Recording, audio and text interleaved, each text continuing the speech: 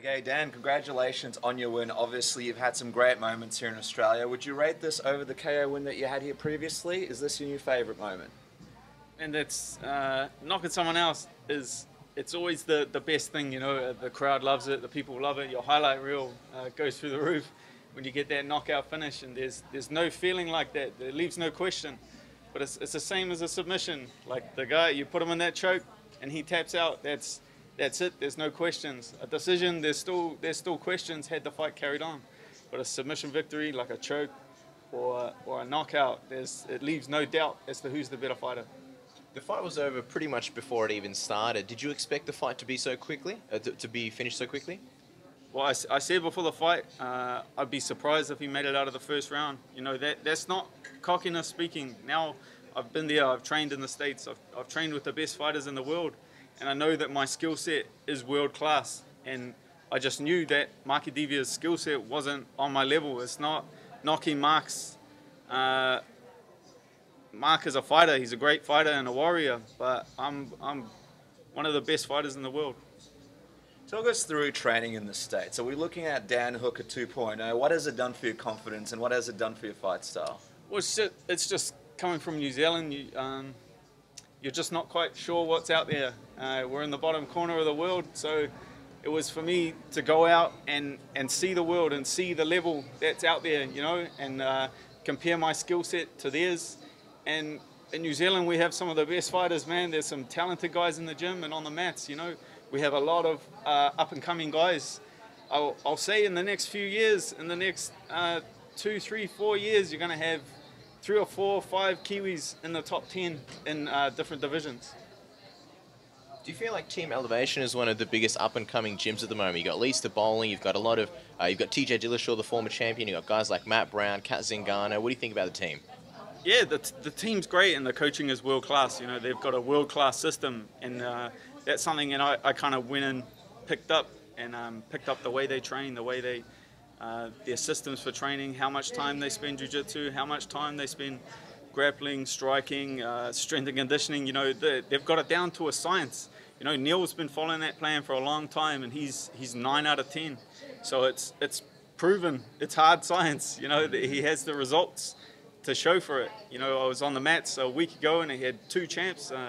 Joanna Jędrzejczyk was there, TJ was there, Cowboy was there, Matt Brown, Brandon Thatch, Neil Magny. Like the list is just endless of the big names and talent coming through that gym. It seems like a general consensus that people who train in, say, Australia or New Zealand, everybody always asks them, when are you going to go to the States and sort of expand your horizons? I guess the consensus of the training is of a higher level there. Did you find that? Did you think there was a big leap and a big difference there? It was just a mental thing. I guess I'm more of a practical thinker. You know, we have other fighters in the country, like Israel Adesanya. I don't know if you've seen him fight. He can kind of just grasp this. He believes he's the best in the world, and he knows he is, you know, and he's 100% confident. But I'm a bit more of I'm a practical thinker. Like I need hard science. I need evidence for me to do something. You know, I'll research it until it's proven, and then I'll kind of go and do it. So that was the kind of, I can't just grab confidence out of nowhere, you know. But being there and training with those guys and seeing my level and seeing their level and the way they train, you know, it really built me up. And just curious, what was it that made you pick Elevation? Because obviously in the States, there's so many fantastic teams. Why Elevation? What science did you see that made you believe this is the one for me? Yeah, well, I met Neil Magny at UFC Auckland, and he was just a cool guy, and I kind of followed his career there and all his interviews. He was talking about how smart he trains and how great his coaches were. And then I just saw the level of guys training out of there, and they were really working on building their team up. So that's something.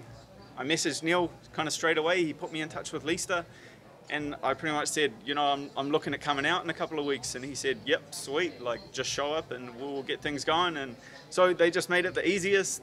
And I saw that, you know, I went and researched, and I saw that there was hard science, that they had great coaches and great systems. So it seemed like the best option for me, and it really was. When are you hoping to get back in the cage? Obviously you didn't take much damage today, so you should be able to get in pretty soon again. Man, I'm ready to go now. You know, if they want me to fight again, they want to sign me again for another fight. I'm I'm 100% injury free. You know, just get in touch with my email and I'm I'm there. You know, I got a wedding in a few months, so we can get one in before then. That'll be nice. Obviously a thriving division, a lot of cool, big names there that you might be wanting to fight. I mean, you're the kind of guy that does seem to want to call out his next opponent. Do you have any names in your head that you'd like to fight next? Yeah, I think that's a different guy, you know. Once you finish and everything's down, I kind of put that stuff away and I go back to normal, you know. I'm building a fight up. I'm going to, you know, some people have kind of written the book of how to get big fights and how to sell fights. So if I have to do that to make a living for my family, then I 100% will. You know, but I made my living now. I'm sitting back and relaxing for the next week or so. I guess you're the only guy who's got to finish so far tonight, so you might have an extra 50 grand in your bank account coming up. It could have been nice. Yeah, you can't really get your hopes up too much for that. To some guys at the law, you know, that's life-changing money, and so, you know, fingers crossed. But I won't be spending it just yet. How important is this win for New Zealand MMA in your opinion? Because every time I speak to the Kiwis, you're definitely one of the top fighters, one of the favourites there. How does it feel to walk out into the arena, you got the flag on your back and the whole country watching you, supporting you, and being able to deliver a win like that for them? Yeah, well, I represent New Zealand MMA every time I step in that cage. You know, I started training in New Zealand. I'm a Kiwi. As soon as I open my mouth, people know I'm a Kiwi, you know. So it's my success. If I can have successful, I can bring the sport in New Zealand with me, you know.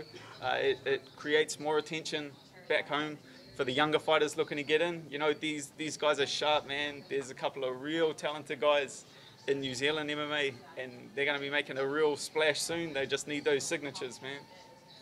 And also, we want a UFC back in New Zealand. That's really the main goal. And to get the UFC back in New Zealand, we need guys to headline it, and we need successful fighters that the people are looking to support. And that's what I'm willing to do, you know, rack up a few more wins and get that call going and bring the UFC back to New Zealand.